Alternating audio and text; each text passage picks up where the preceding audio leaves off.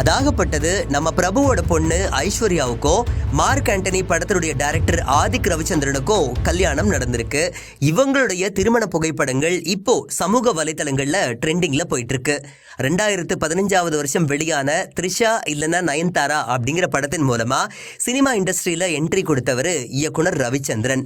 சமீபத்தில் Mark Antony அப்படிங்கிற படத்தை டைரக்ட் பண்ணி பிளாக் பஸ்டர் ஹிட் கொடுத்தாலும் கொடுத்தாரு. வேற லெவல்ல படம் பண்ணியிருக்காரியா மனுஷன் அப்படின்ட்டு பேசும் பொருளா வலம் வந்தாரு. ஒரு இயக்குனரா மட்டும் இல்லாம கோப்ரா, நேர்கொண்ட பார்வை இது மாதிரி படங்கள்ல நடிகராகவும் அறிமுகமானாரு. அதுவும் நமக்கு தெரியும்.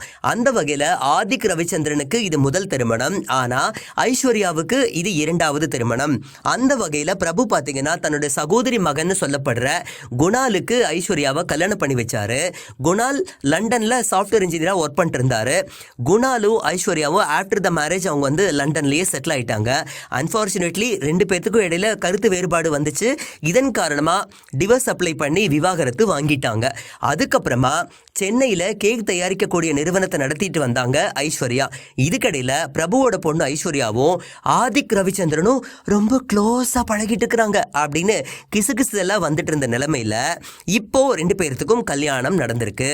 அந்த வகையில இன்னைக்கு காலையில நடந்த இந்த பிரம்மாண்டமான திருமண நிகழ்ச்சியில ஏராளமான திரைப்பிரபலங்கள், அரசியல் தலைவர்கள் இவங்க எல்லாருமே கலந்துக்கிட்டு மணமக்கள் 16 பெற்று பெருவாழ்வு வாழணும் அப்படின்னு சொல்லிட்டு வாழ்த்திருக்காங்க.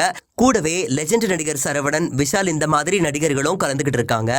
இவங்க எல்லாருமே கலந்துகிட்ட இந்த மாதிரியான புகைப்படங்கள் சமூக வலைத்தளங்கள்ல இப்போ ட்ரெண்டிங்ல போயிட்டு இருக்கு.